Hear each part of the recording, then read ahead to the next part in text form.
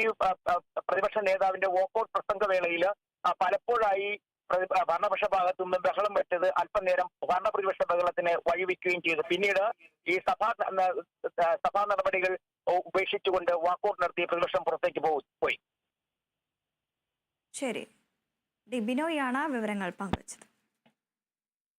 Secretariat നടയിൽ ആശാവർക്കർമാരുടെ നിരാഹാര സമരം തുടരുന്നു. ആശമാർക്ക് ലഭിക്കേണ്ട ന്യായമായ ആവശ്യങ്ങൾ നേടിയെടുക്കും വരെ പ്രതിഷേധം തുടരുമെന്നും അറിയിച്ചു. സർക്കാരിന്റെ ഇരട്ടത്താപ്പ് നയം അവസാനിപ്പിക്കണമെന്നാണ് ആശമാർ ആവശ്യപ്പെടുന്നത്.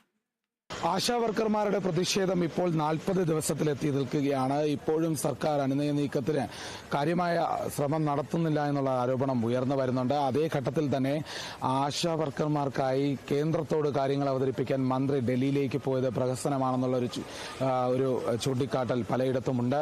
ഈ വിഷയത്തിൽ മന്ത്രി പ്രതികരിച്ചത് മാധ്യമ സൃഷ്ടിയാണ് ഈ വാർത്ത ഇത്.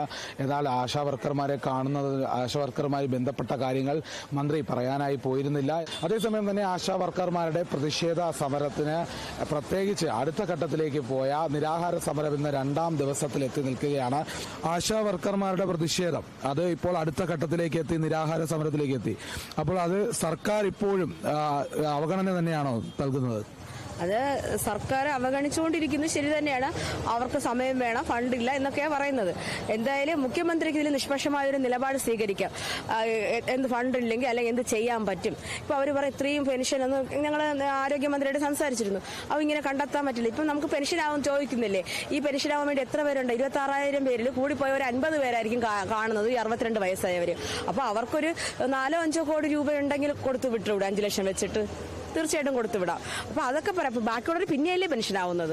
ആശമാർക്ക് വേണ്ടി ആരോഗ്യമന്ത്രി കേന്ദ്രത്തോട് പോയി സംസാരിക്കുമെന്ന് പറയുന്നുണ്ട്. അപ്പൊ ഏതെങ്കിലും തരത്തിൽ കേന്ദ്രത്തോട് ഇടപെട്ട് ഇത് നേടിയെടുക്കാൻ പറ്റുമെന്നുള്ളൊരു പ്രതീക്ഷയുണ്ടോ? ഞങ്ങൾ വളരെ വ്യക്തമായി ഡിമാൻഡ് വെച്ചിട്ടുണ്ട്. സംസ്ഥാന സർക്കാരാണ് ഓണററി നൽകേണ്ടുന്നത്. അത് 232 രൂപയിൽ നിന്ന് 700 രൂപയായിട്ട് വർദ്ധിപ്പിക്കണം.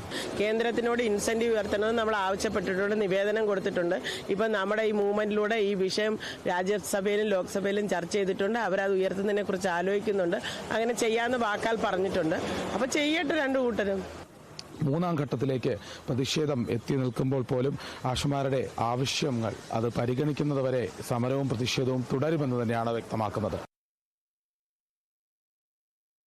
ഡൽഹി യാത്രയിൽ വിശദീകരണവുമായി ആരോഗ്യമന്ത്രി വീണ ജോർജ്. കേന്ദ്ര ആരോഗ്യമന്ത്രിയെ കാണാനാണ് ഡൽഹിയിൽ വന്നതെന്ന് ആരോടും പറഞ്ഞിട്ടില്ല.